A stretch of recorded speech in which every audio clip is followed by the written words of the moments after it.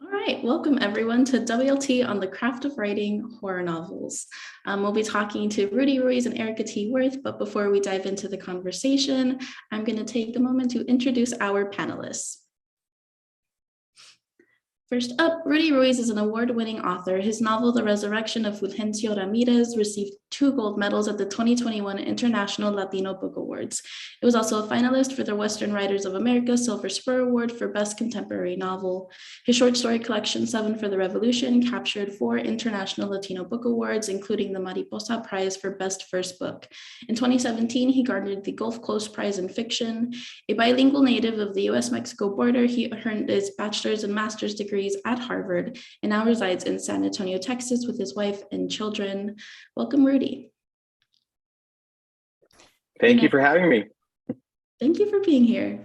Next up, we've got Erika T. Wurth. Erika T. Wurth's literary horror novel, White Horse, is forthcoming with Flatiron Macmillan. Her work has appeared or is forthcoming in numerous journals, including BuzzFeed, Boulevard, Lit Hub, The Writer's Chronicle, and the Kenyon Review. She is a Kenyon and Sewanee Fellow and a narrative artist for the Meow Wolf Denver installation. She is represented by Rebecca Friedman and Dana Spector. She is an urban native of Apache, Chickasaw, Cherokee descent and was raised outside of Denver, where she lives with her partner, her 2 stepchildren, and her extremely fluffy dogs. Welcome, Erika.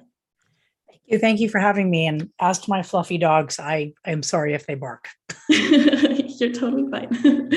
All right, so today we are talking about horror novels, but to sort of provide context for the audience and the rest of this conversation, I'd love to start by just asking each of you to tell us about your recent horror novels. So Erika, I can start with you. Tell us about White Horse. Sure. And I realize like at night, it is like really dark in my room, even though I have 50 lights on. And so I have this little here, but I kind of look like I have 2 black bulbs for eyeballs. So maybe it's appropriate. In short, White Horse is sort of a literary horror novel, an indigenous literary horror novel. But in slightly longer, it's about Carrie, who's an urban native, and she loves heavy metal and she loves horror. Specifically Megadeth and specifically Stephen King. Speaking of King, and she despises her mother because she believes that her mother abandoned her when she was 2 days old. And her super sweet, well-intentioned white cousin Debbie finds this ancient bracelet of her mother's. And when the main character touches it, her mother's ghost starts haunting her. And then this really volatile monster, although I'm not sure there aren't any volatile monsters if I think about it, starts invading her dreams. And she decides she has to find out what happened to her mother after all. Awesome. Thank you. Rudy, tell us about Valley of Shadows. Well, similar to what Erika described, it is a literary fiction work. I really enjoy writing in the magical realism sort of sub-genre, if you will.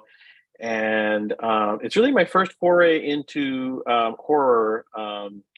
So in this particular novel, I kind of work to explore and sort of upend the Western genre and the Southern Gothic genre a little bit, and work within a kind of blend of magical realism and horror. And the story follows a former Mexican lawman who in his prime had been sort of the sheriff of this Mexican border town. But when the Rio Grande shifts course, his town is stranded on the US side of the border out in the West Texas desert. And suddenly he loses his badge, he loses his nation, his country, and he loses his beloved wife. And so he basically lives in hiding and seclusion, communing only with the horses and the ghosts. And until this series of horrific crimes grips the town, and he is lured out of retirement by the Anglo leaders and settlers because the Anglo sheriff has been one of the victims of the crime, so they don't have anyone to help them figure out what's going on. So he has to face demons, both personal and literal, in order to try to save the town and in a way kind of resurrect his own life or lose it. Nice. Thank you. All right. So At the start of this, I kind of just want to define horror novels. So when we say something is a horror novel, what does that mean? What are we trying to accomplish when we say that something is a horror novel? And sort of like, what are the expectations or the cornerstones of the genre? And you can speak to your specific books that we're talking about today, or just generally. But Rudy, we'll start with you. Well, I think it's just one of those beloved genres that just has so many very specific tropes and like structures that it's so much fun to play with, right? Whether you want to just adhere to them and pay homage to them and use what works, or whether you want to kind of try to push the boundaries of it and explore different aspects of it. What I love about horror is sort of how it works as a metaphor for many of the horrors we face like in the real world.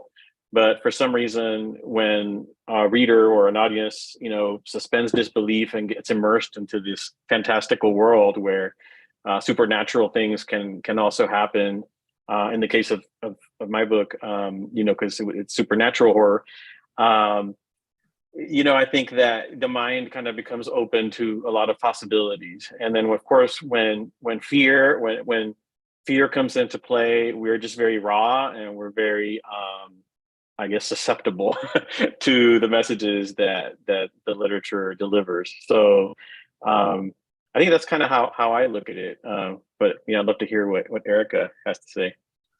Yeah, I'd forgotten which anthology of horror this is in, but in the introduction, the author essentially says it's the only genre of literature that's defined by an emotion, right? Which is fear, as you mentioned. And I think that's a really weird genre to write in. And I write a little bit about like genre distinctions, like, how in the writing world, for some reason, there is literary and genre, and neither one, ironically, are genres, which is incredible. So like the whole distinction is silly because literary is not a genre. It's a series of conventions that can be applied to any genre, right? Depth of theme, complex characterization, attention to form and language. But back to horror, I'm really fascinated, I guess, as a part-time scholar, in these genre distinctions, right? So if you're just kind of going under the rubric of fear and anything that is meant to inspire fear, you do have a ton of subgenres. You have the madman or the slasher, you have folk horror, you have the gothic, the paranormal. There are just so many genres. And I think Sylvia Moreno Garcia probably, even though I don't know if she'd consider herself a scholar, if you Google her and you read any article, any interview rather, actually article by her or interview about her, about the genre of horror, you'll learn so much. And one of the things that she said that I found really fascinating is that in the 80s and 90s, you had Stephen King and Clive Barker and these sort of big names, right, of horror. And they were absolutely considered commercial and not literary, right? And it sort of dies, and all these writers kind of get subsumed into thriller. And now we have this reemergence. And I think magical realism is the sort of very ripe literary subset for horror to come out of, because in magical realism you have, the paranormal, you have folk horror, you have all these kinds of things. And so horror is just a great offshoot, I think, or a great place for magical. Good Lord, it's late at night. It's a great place to come from when it comes to writing in horror. So awesome, thank you. And you're already speaking to my next question, so I'm going to stick with you because both of your novels are so wonderful, and they are labeled as horror novels or literary horror novels, but they really do blend so many different genre conventions. So White Horse blends horror and mystery, and you just talked about literary fiction, and Valley of Shadows blends historical fiction and romance and mystery and noir even, and it's also a Western. So there's really so much that you can do. And so I'm wondering why it was important for these particular books that you blend genres and go beyond not just the expectations of the horror genre, but use other conventions. Well, like Rudy, I wrote in what I like to call realism beforehand, and I actually didn't write magical realism because in Native American literature, I found it a little off-putting. I don't mean to diminish any native writer peer of mine, but I found it to be all too charming, all too, aren't the Indians magical? Show us your magic, you charming thing. And I just found, I didn't like that. And so I wrote kind of gritty realism. And so this is why, in some ways, also just being a nerd and coming back to my nerd roots, I wanted to write in horror. I realized like I could do all the things I did in literary fiction, but with all the cool, nerdy things that I liked. I think sometimes for some people, the distinction of literary versus genre or commercial is the ghost real at the end? If the ghost is not real, it is literary. If the ghost is real, it is commercial. And I find that to be kind of funny. And I think it doesn't matter, because in the end, to me, literary can also be commercial, as long as, for whatever reason, right, it has this appeal, and that's why it's commercial. But otherwise, it's depth of theme, complex characterization, and attention to form and language. For me, why I wrote something that had a tasty crime center was because, the crime writers are really good at plot. And as somebody who was trained in academia, doing my doctorate in creative writing and literature, and even in a lot of MFA programs, people don't talk enough about story and plot, and they'll dismiss it and they'll be like, oh, it's so Hollywood. And I really valued story, and the crime writers know how to do it. They know how to put together a story. And so I thought this is probably one of the more persuasive ways that I can learn how to do plot well. And so that's part of why. So. Thank you. Rudy. Yeah, no, that's fascinating. I couldn't agree more. This was as I mentioned, my first time kind of venturing into horror. And as a writer, I've never really gone there. I enjoy watching movies in that genre, and kind of getting the chills and being scared and, all that kind of stuff. And also enjoy the Nordic noir, like subgenre of like thrillers, like TV series and movies coming out of Scandinavia, which are very dark and chilling. And there's often some body horror or, crime related horror. So it was kind of a very new thing though, for me. And I think what most surprised me about it was exactly what Erika said, was that as someone who had really enjoyed writing what I considered, more like literary fiction, and as my son calls it, stories where nothing happens, which which is actually his next challenge for me. Write a story where nothing happens. So what fascinated me because let me backtrack. The reason I got into writing this in the horror style was that my son, who's a teenager, asked me to write a Western horror story. And so, I was like, wow, I've never done that. That sounds like an interesting challenge. And what I loved about it was actually what Erika mentioned was the structure and the discipline that it forced me to adopt from the start in planning out the novel. I've always worked off of very loose outlines. Like I like to kind of be very free flowing and not even really know where the story is going, and let the characters dictate that and dictate where the action goes and so forth. But often, as we know, that can lead to the plot getting a little convoluted or lost or confusing for readers. You might lose readers along the way because they feel like nothing's happening, or, they're lost in the story. So what I loved about this, and the mystery kind of also applies to mystery, is that you kind of have to have it all planned out. You have to know as the writer what's going to happen, who's doing it. And you have to work very carefully to plant all the seeds so that at the end you've kept people in suspense, but it all sort of makes sense when it's over. And so that discipline and structure that I found within the genre actually surprised me. And I enjoyed it so much that I think I'm going to do it again. Although I never planned to be, a king of horror, so to speak, but I did find it very, very enjoyable as a writer. Thank you. Yeah. So I love so much of what you both just said, and I want to take some time to dive into some specific craft elements as they relate to your books and horror novels. So first, I just kind of want to start with character, point of view, perspective. In reading your books, I was really surprised by the experience I got as a reader because of the different approaches that you each used in terms of point of view and perspective. So for you, Erika, it was first person, and Carrie is your narrator. And she, although has been surrounded by spirituality and magic for a lot of her life and like other believers, she's still very skeptical at the beginning. And that made for a real like sense of discovery in the reading process as she herself was discovering this world, right? And so you, Rudy, you did third person omniscient, and we kind of moved through a lot of different characters.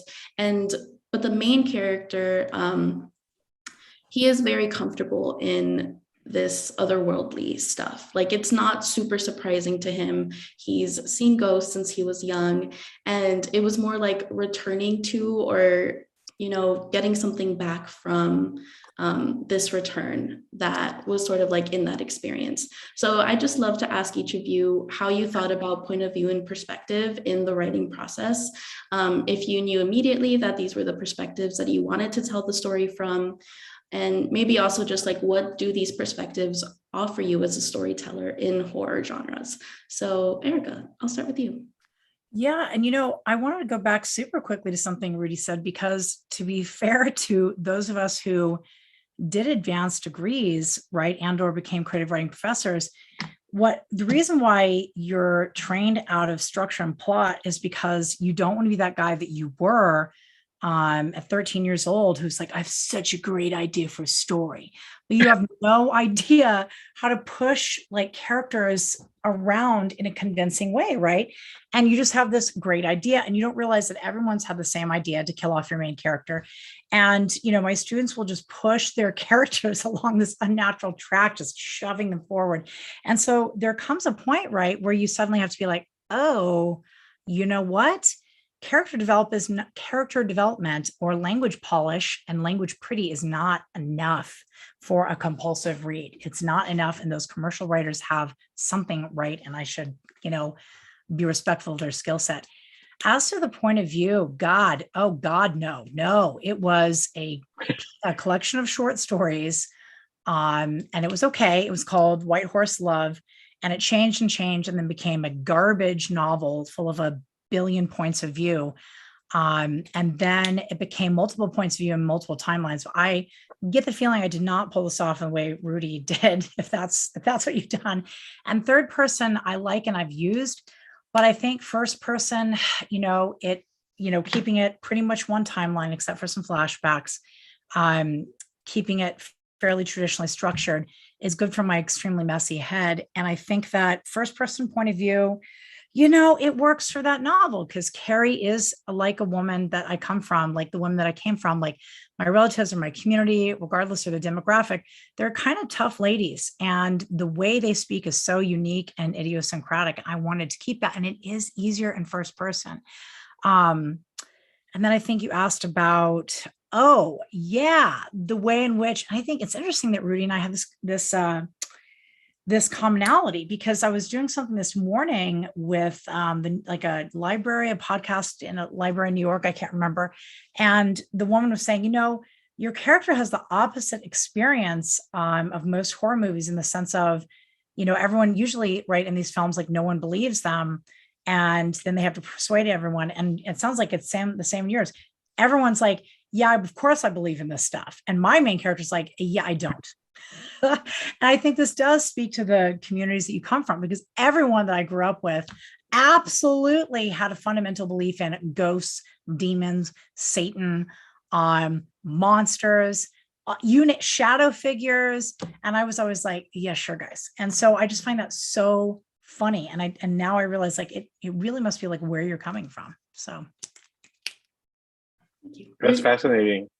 Yeah, I love what you just said about the world in which everyone believes in this stuff, except the main character. In the case of Valley of Shadows, my book, I think I used that sort of philosophy or set of beliefs as part of the I guess an example or part of the metaphor of the border, because and the division that is going on in the story between the Mexican and the Anglo settlers of this town. And it's like the Mexican and Native American settlers that live in the area, they tend to believe, and the Anglo settlers do not believe, in what's going on, and they're skeptical. And I think that, to me, what is interesting about that whole aspect is that even though the main character in Valley of Shadows, his name is Solitario Cisneros, he has been around ghosts, as you mentioned, his whole life. He hadn't necessarily been around ghosts or spirits that were doing horrific, demonic things, So, I feel like that's symbolic sort of horror in the real world, right? And horror in the sense that we're all sort of, the people that really commit horrible atrocities in the world are real people, living human beings, just like us. It's just that we, fortunately, don't often come into contact with them and don't come into contact with them every day.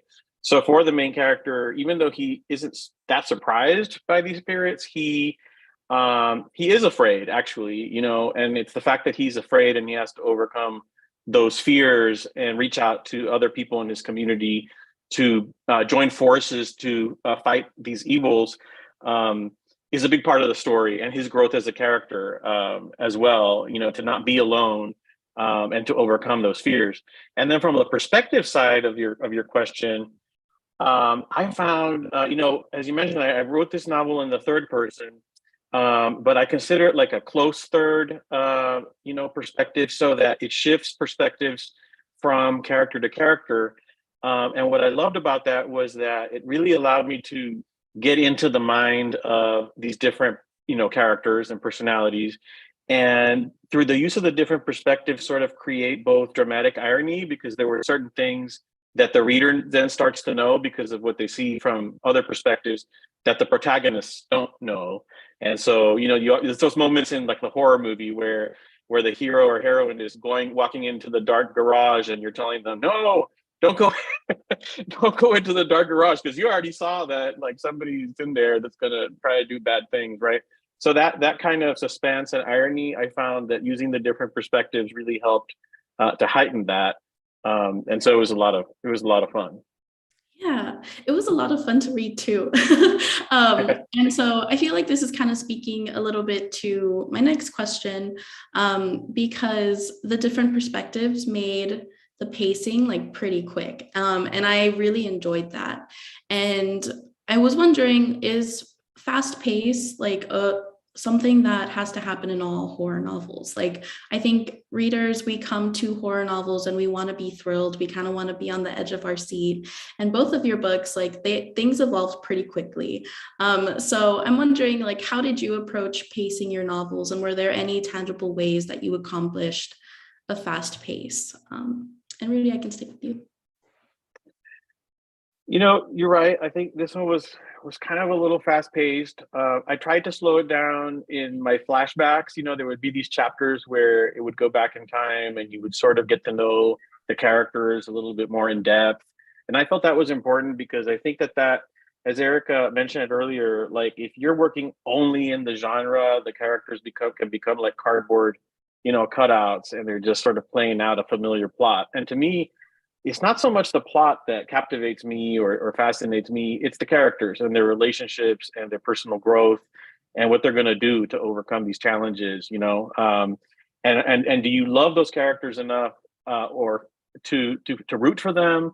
Do you fear the villains if you know who the villains are enough to like despise them and want them to see them fail? Or, what is it? You have to care for the character and the characters.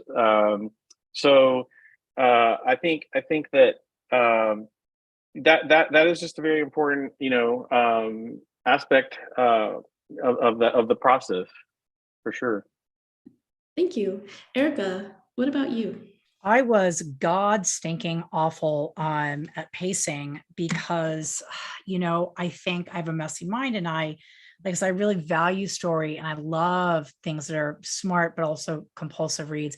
And yet I don't think, as an aside, that has to be the thing that pulls you into a novel. Like, for example, one of the most commercial reads, right? And then commercial TV hits was Game of Thrones. And it was really funny because my friend Lev Grossman was like, oh, you haven't read the books and you're going to watch the series. We have to read the books first. And I'm like, oh, okay. Not knowing it's 5,000, like pages. So over the course of years, I'm reading them and I'm realizing everyone talks about plot as like the, apex of what sells something commercially. And yet there is no plot in those things. You just wander from world to world, and character to character and deep character development, right? And the only plot is the blonde lady going to be king? That's really it. And this is the thing that I find so weird about speculative literature and how I love like my dork background, because I really did just love the world building and the relationships. That said, damn, I love those thriller writers and those crime writers for the way they can structure. They can take if you've read it, the Save the Cat or the Hollywood arc, and they just nail it. And you will compulsively read. And one of the writers that I have to say that I read, besides honestly the Save the Cat beat sheet, sorry, I think it's helpful, but was Jane Cleland's Mastering Suspense, Structure, and Plot. It is so good for a messy, arty head like mine, because she's like, do this. And I'm like, oh, do it. And then I can do it my own way, but it's concrete advice for twists, turns, beats. She's like, a literary book should have this many beats. A speculative book should have this many beats. And of course you can have a few more or less, but overall it was really, really concrete and helpful. And I value that because I did kind of turn to shorter chapters in this book because it is a more compulsive read. I liked stopping at the most interesting or suspenseful moment. I learned to do that. And my mother's hilarious. She's like, I've read your books. I like them all, but this one's probably like the best. So I think like there is something to be said for, as my boyfriend put it, who is a thriller writer, really try to think of the mission of the chapter and stick to it. That said, there's nothing better than like living in a sort of beautifully wrought world. So, I don't know. That's what I ended up feeling was best for my messy head, but it doesn't mean that's the rule, If I can just respond to that a little bit, I one thing about the pacing aspect that I found very, very important in working on Valley of Shadows was, and now even in the new book that I'm writing, which isn't necessarily horror, but there's a lot of sort of mystery and suspense in it, is that tension between the pacing. It's like you have to kind of go, like you said, Erika, like something has to happen in each chapter that keeps the story moving forward. But then you have to hold back just enough that you're not giving too much away, right? So that you have to kind of end with a cliffhanger, a mini cliffhanger, like almost every chapter. And when I think about some of the best horror, like like I said, I tend to like watch more horror movies than I tend to read horror books. I tend to read more, like Erika mentioned. Actually, I read a lot of fantasy, science fiction over the years, and love The Magicians, by the way. Lev Grossman, The Magicians. But then also a lot of literary fiction. And, one of the things that I think I've enjoyed in some of the horror movies that have stuck with me the most are the ones where not a lot of action happens. It's not like, a lot of bloody, gory stuff is happening like every few seconds. It's more the dread, the building of that tension, the suspense, and it's what it's what doesn't happen. And it's what you don't see that tends to be the scariest, I think. Absolutely. The horror fiction is harder to execute. Horror does well on the screen. Now, I love horror fiction, and I have come back to it really, really massively. I just finished Jason Cronin, who's an Iowa workshop guy, the Pastor series, which is a sort of vampire dystopia, which sounds like terrible, but it's great. But like The Conjuring, The Ring, these are things where, like you say, the dread and the pacing is just perfect. And it's not like guts, because that's not scary. That's just gross. That's like if you're 13 and you're like a guy, like, cool, but like truly frightening movies are absolutely, I think. masterful at that pacing in that way. Yeah, so I mean, this is a great segue into my next question, because I want to talk about like how you actually scare readers. Because like you're saying, like horror movies, like you have jump scares, like you're seeing it happen, the sounds of all of it. And so on the page, it's definitely, I'm sure, a little bit different. And we also got this question in the Google form we sent out to registrants earlier, and someone asked how they can make their bad guys scarier. So I'm wondering, like, what are some techniques that you use to help you accomplish scares on the page? How did you approach that? Erika, I see you nodding your head. I can tell Rudy was like, you do it. Please. You know what?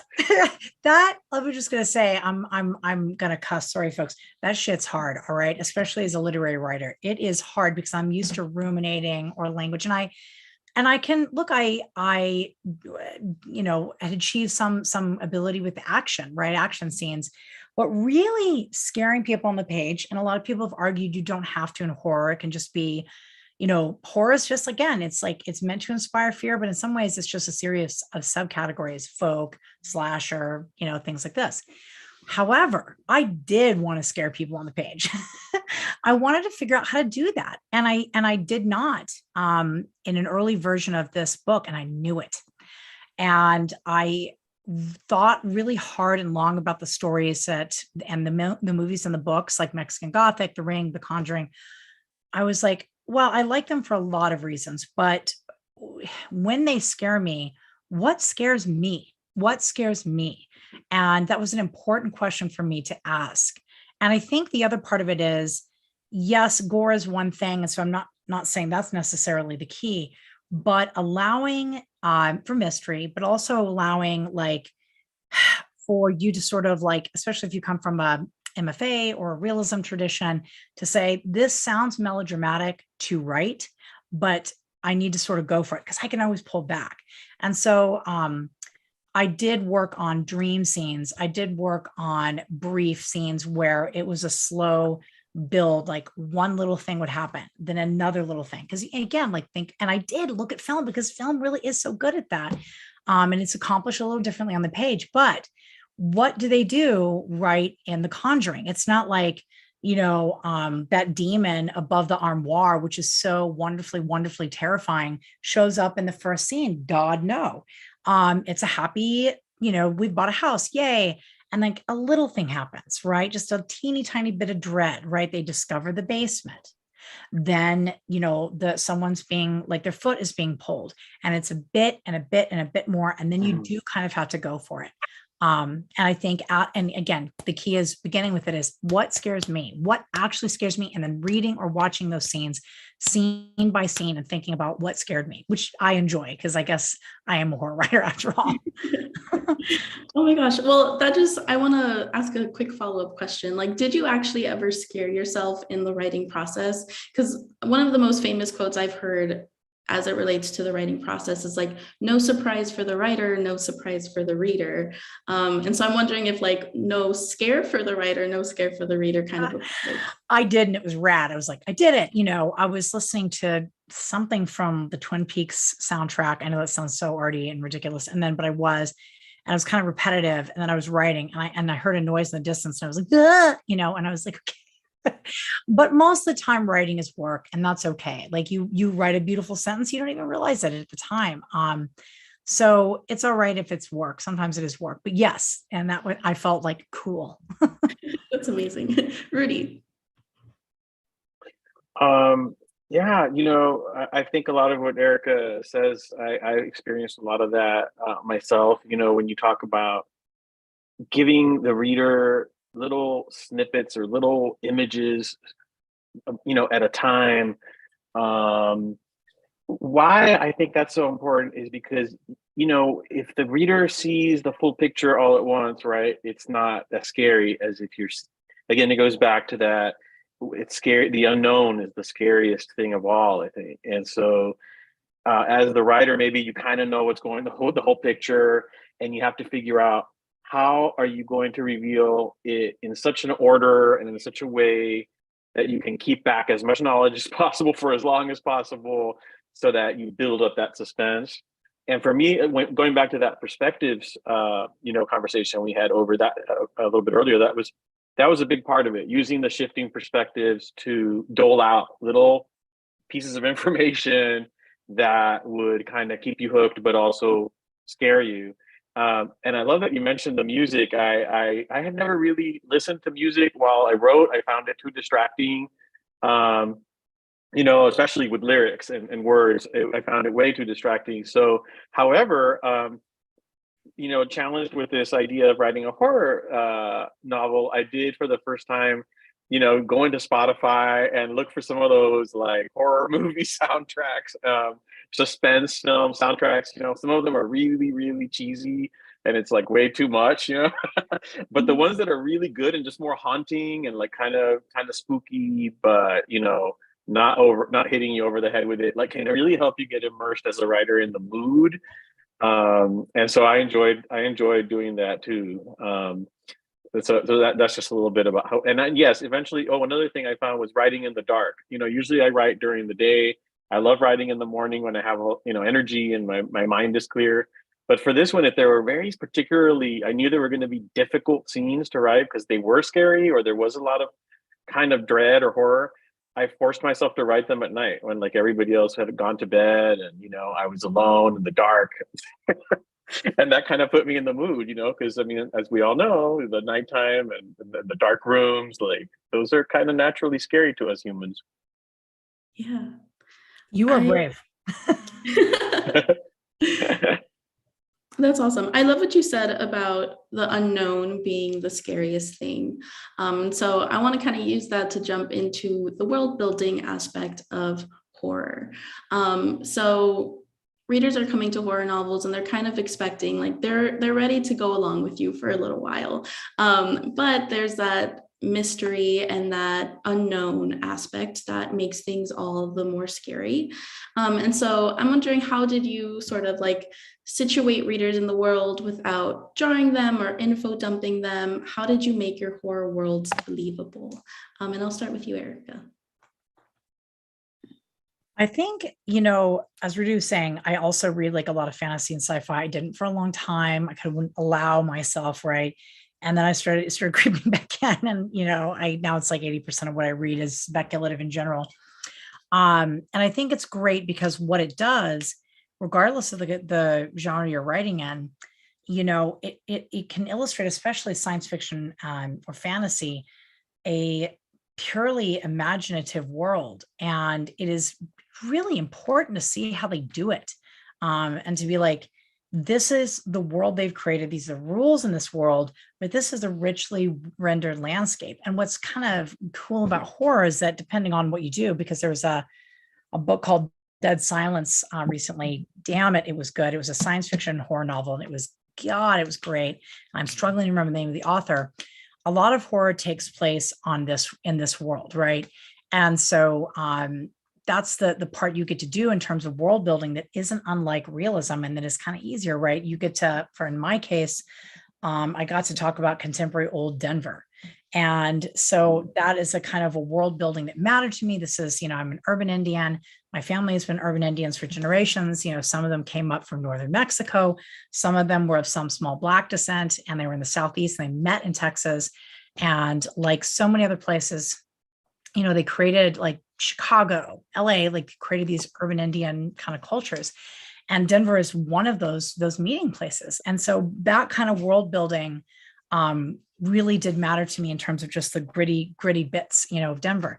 But the other part of it was, what is this monster that's sort of like an evil Bigfoot that the Chickasaw have, as I'm of Chickasaw descent, and how would he belong in this world, and what would he represent? What would he look like? What would he smell like? How would people react to him? How would my main character react to him? And what does a world look like that is actually full of ghosts that are not metaphorical, ultimately, that might indicate deeper meanings, but are real ghosts? What do they look like? And that kind of world building was really fun. So. Yeah, I love that you brought up the senses, especially with the main monster character. It's such a visceral sense when the main character smells like the rotting meat of him, and that's just like, oh my goodness, I was so scared. But yeah, so Rudy, what about you? And I'd also just tack on, there's a map at the beginning of your book, and I'd love to just hear a little bit about that as well as it related to your world building. Sure, sure. Well, since you mentioned the book, here it is, and I'll and I'll show a brief glimpse of the map. And there's actually a couple maps in the book. And as a fan, also of fantasy, novels growing up, and not even just growing up as an adult, one of my favorite things was always those maps. When a writer created a whole world, and the first page or two was full of the maps, and you could kind of really, when you were reading the story, visualize the quest or the journey or the adventure that the characters were on, and you could place yourself in that totally fictional world. And I love that. And with Valley of Shadows, a lot of my writing in the past has been set on the US-Mexico border, and while a lot of it is also magical realism, because of that, I created in my previous book a mythical border town called La Frontera.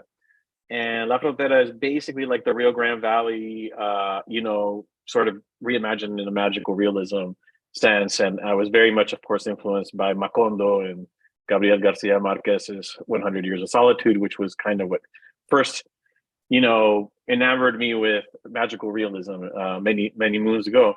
And so, but I wanted to kind of branch out from La Frontera in this novel. And this novel is like kind of a bit of a prequel. It's a standalone prequel to my previous novel, The Resurrection of Fulgencio Ramirez. And in this novel, this ancestor of Fulgencio's, Solitario Cisneros, he's trying to flee this family curse that's been haunting the men in his family. And this is why he leaves his hometown of La Frontera. He goes as far away as he can to try to escape it, and he ends up settling out in the Chihuahuan desert in this border town called Olvido, which is a make-believe fictional town. And Olvido means to forget or forgotten.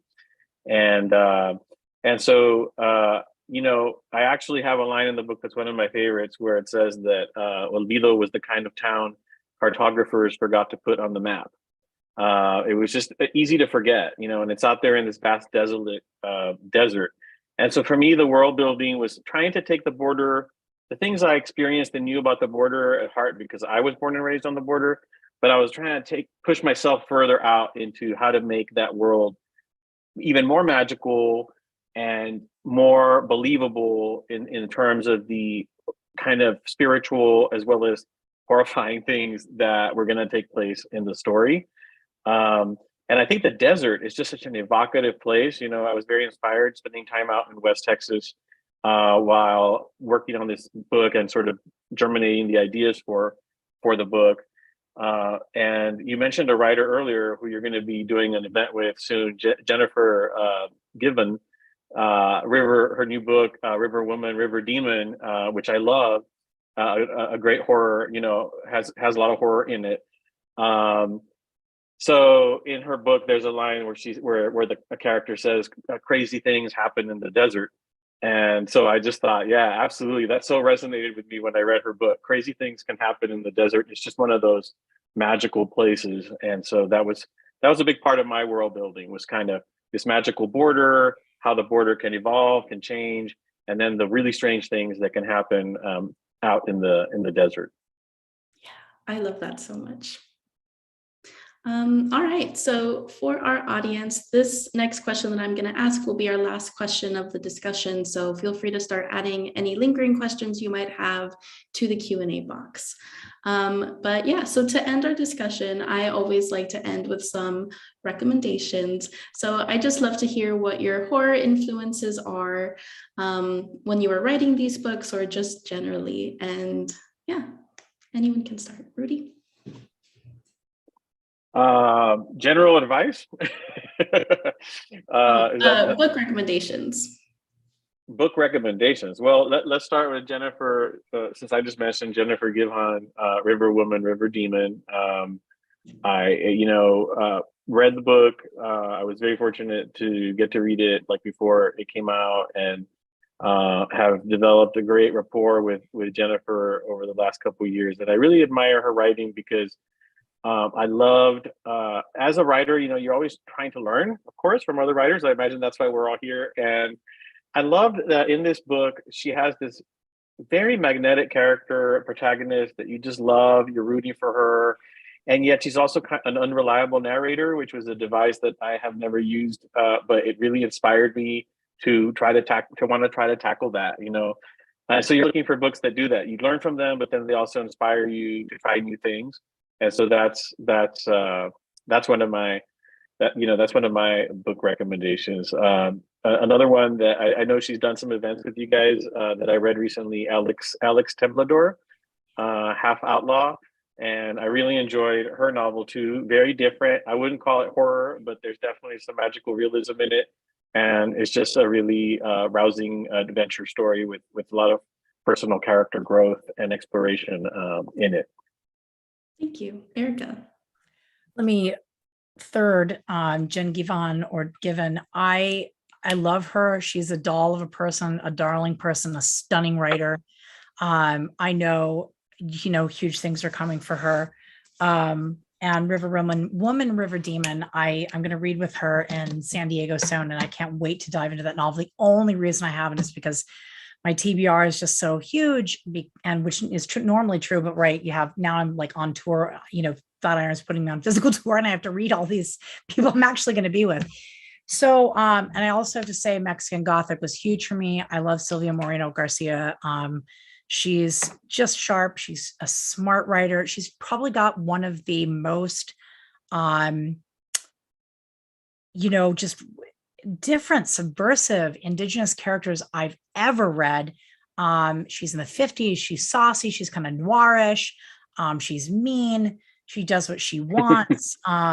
I adore that character, and I love that it's a bestseller. What was it? 7 months on NYT, and the bad guy's a mushroom. I don't understand how. That book's a miracle, and I'm so happy for her. Stephen Graham Jones, my Indigenous brother from another mother. He's great. He's just a weird writer. Another one who's just weird and dense and lovely. He's like a slasher writer guy. He's such a neat guy. Grady Hendrix, the Southern Book Club's Guide to Slaying Vampires. That was phenomenal. He could write a book every 3 months, and I just read him until I was dead or he was. So I'm glad he doesn't do that. Ring Shout by P. Djeli Clark is one of the most cutting, brilliant horror novels I've ever read. He's a history professor, and he addresses there's swords, but he's still addressing racism in the South during the civil rights era. Rebecca Roanhorse's dark fantasy. She's probably changed Indigenous literature more than anyone else. Black Sun is the big one. And as to craft books, again, I have to say, read Save the Cat, read just the beat sheet chapter. It's very pragmatic. Sometimes you need nuts and bolts. Other craft books, Ben Percy's Thrill Me, Chuck Wendig's Damn Fine Story. They're so great. And of course, Cleland's, as I think I put it in here somewhere, Mastering Suspense, Structure, and Plot, so helpful. And I just think none of us should be ashamed to read very nuts and bolts books. So anyway, sorry, hyper monologued that. So no, that was amazing. Thank you both so much. So we're going to just jump right into the Q&A. I'm going to start with a couple of questions from the Google form that we didn't get to, and then we'll get into the questions our audience is going to send in. So first, how do you get started writing a horror book? Erika, you want to go first? I think you have to love it, right? I think you should approach it the way you do any book. And if you're freaking out, how do I write a book? Because it really is kind of overwhelming. Really, I had to go back to Save the Cat. Just go to Save the Cat Writes Novels. Just see this nuts and bolts approximation of genres and structure and character. And then think about the genres that you love. If you love to read horror, then you're a horror writer, and you should probably, yes, sounds weird, but go on Twitter and, go find the writers I talked about, follow them, read their books, see what kind of vision that you might have for horror, and really kind of start brainstorming and thinking about these other books that you like to read and thinking about what, again, what your version of this would be. Thank you. Rudy, anything to add? Well, to me, I guess it's about motivation. And like for me, like I had never thought of doing this, but then the motivation, as I mentioned, was, somebody I cared about, like suggested it, asked me to do it, So you have to find that inner motivation. And as Erika said, if you enjoy it, if you love it, you should try it. For me, I think you can also draw inspiration, like as I did when I was getting into it. I was like, where am I going to get these ideas, for these crimes that are going to basically create the horror in my novel Valley of Shadows. And I actually had mentioned to you earlier that I wanted to say thanks to Sylvia Garcia Moreno, who I guess is we all appreciate. It was actually when I was reading one of her earlier books, Gods of Jade and Shadows. It was all steeped in Aztec and pre-Columbian mythology, in Mexico, and not Aztec. I think maybe it was Mayan, I think mythology, and so I thought, that was brilliant. It's brilliant. It's that folkloric root of the culture that she drew upon to create the magic, And I thought I'd like to do that, and maybe I could find inspiration in there. So I love Mexican culture. That's where my family is originally from, and I dug into some research about Aztec rituals, folkloric practices, and boy, is it rich with material. And there was a lot of horror in the culture. So it was actually, that really got me going in terms of that aspect of the horror part. Which, if you live a pretty peaceful life as I do, horror is kind of a hard thing to maybe first face and try to get into writing. And so you can find inspiration somewhere like that if it suits you. Yeah, I agree. It is about going to where you're from, even if you sometimes don't know everything. I think that's okay. I will say, as an Apache, like mainly our culture was harassing Navajos, but now we do that but without killing it. So that's awesome. Thank you both so much. I love So that. next question. What has changed about the horror publishing landscape since 2020? Erika? so much. I do think, I think because this quirky book by this person who had published well, right, and sci-fi, crime, and horror, Sylvia Moreno Garcia did so freaking well. I think people were like, oh, the publishing industry, maybe this matters. And for some reason, it just seemed to be a groundswell. Like I said, in the 80s, 90s, it was such a big deal. It kind of got subsumed. And perhaps it is the pandemic. People faced greater horrors. It's probably climate change too. Really looking at that. Lots of things that made us, go, well, there are horrors in our lives and we want to talk about. Some of it's just, it's seasonal. For some reason, certain genres would be a big deal and then they're not. And I think for whatever reason, it is the season of horror. Yeah, I think a lot of things have changed, and in addition to what Erika mentioned, one thing that comes to my mind that happened at the same time simultaneously with the pandemic, in probably like the most horrible year in recent history. 2020 was the Black Lives Matter movement, and everything that the country was going through with that, grappling with the horrors of systemic racism and social injustice, and those dark corners of American history that have tended to be swept under the rug, by the powers that be. And so, when you going back to movies, when you think about the work of Jordan Peele, with movies like Get Out, he really like opened up this like amazing Pandora's box, if you will, of potential in terms of people realizing there is so much horror and atrocity in America's own past that we have tried so hard to not look at, as a society for so long. And if you take a good hard look at it, I mean, it's scary, and that's kind of what inspired a lot of my content or story in Valley of Shadows, was is really grappling with the social injustices that Mexican American and Native American people out in the deserts of West Texas and throughout the Southwest faced during this time of American expansion.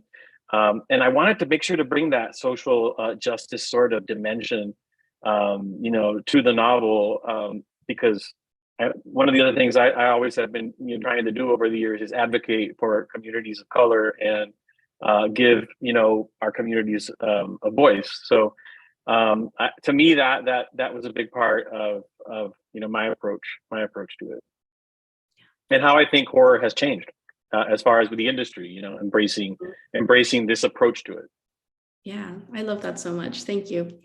All right, next question. How do you think about atmosphere in your horror? And I can come back to you first, Erika. That one's kind of multidimensional for me. I think, with horror, atmosphere is really key. It's with any genre, but you're trying to create a sort of little hothouse where people kind of suspend their disbelief, but in a very specific way, so they can feel fear. And that's, I think mood and setting are how you create atmosphere. And I think in my case, like I used, yes, a lot of old Denver landmarks, but they were the spookier ones. The Stanley, where Stephen King's, The Shining took place, old amusement parks where they're just naturally spooky.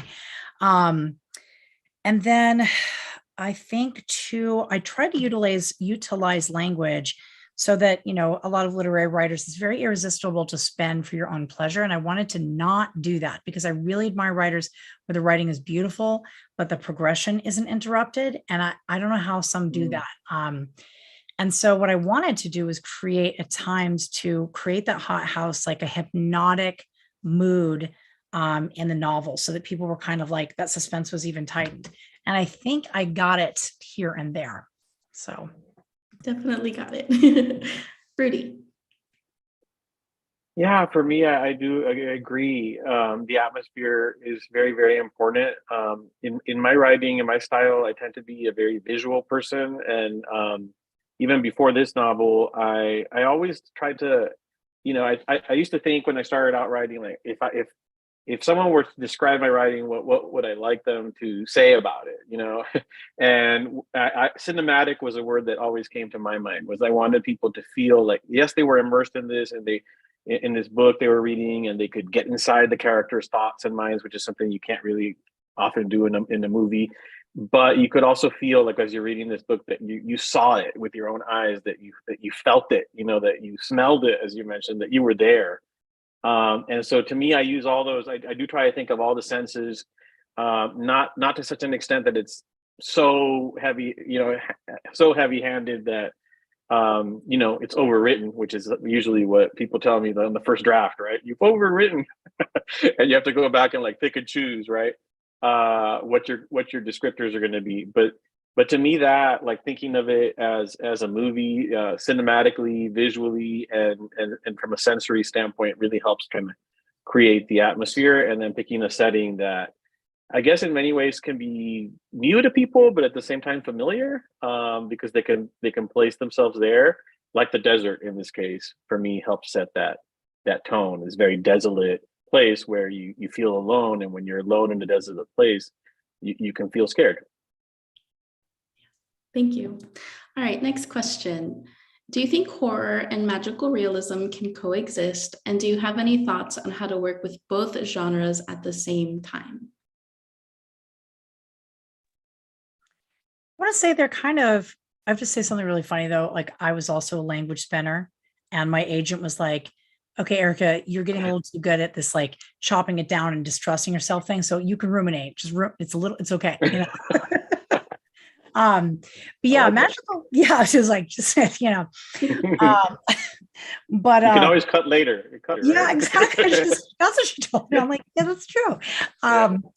Yeah, but I think magical realism, what it is an umbrella term that speculative has replaced. And the great thing about speculative is it doesn't ever try to categorize people according to where they're coming from. And I don't mind saying I'm Apache, so these things are Apache values and I care about them. I don't mean that.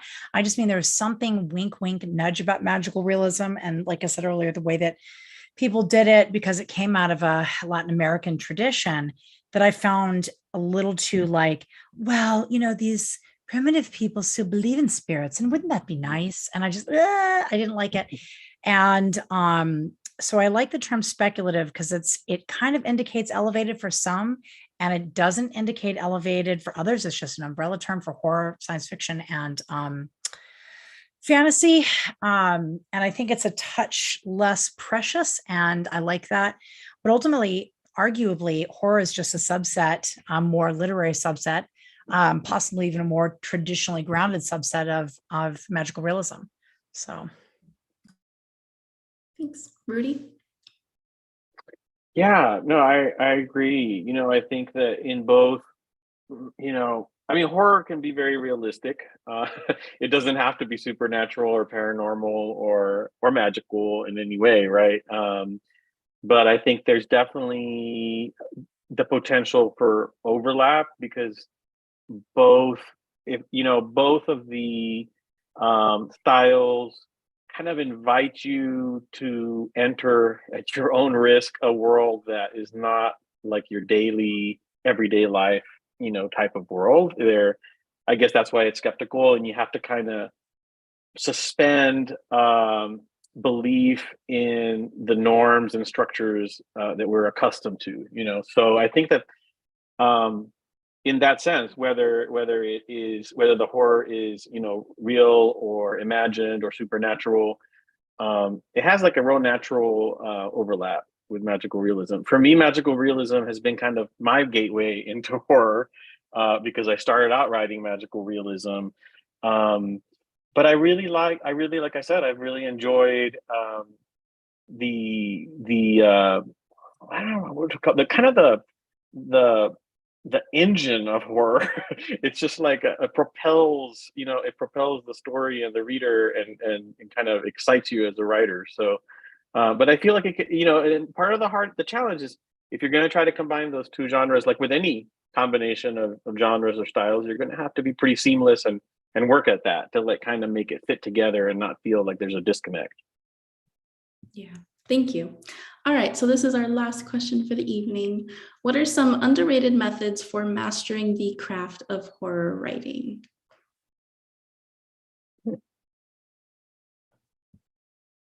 that is actually tough because I feel like I've given the advice that I have. I do think that, again, like really, just looking at structure in general, how to write a novel in general, looking at the way in which the horror novels you love are structured, what they're doing, what scares you, creating that hot house environment where people can feel kind of like claustrophobic and therefore they are paying attention to the rules that you've created. I do think they tend to use shorter chapters. And I think, but Rudy's right. I mean, for me, that actually was key, looking at where I was coming from as an urban native and then the tribes I descend from and thinking about the things that were part of me in that way and utilizing them. So. Thank you. Rudy?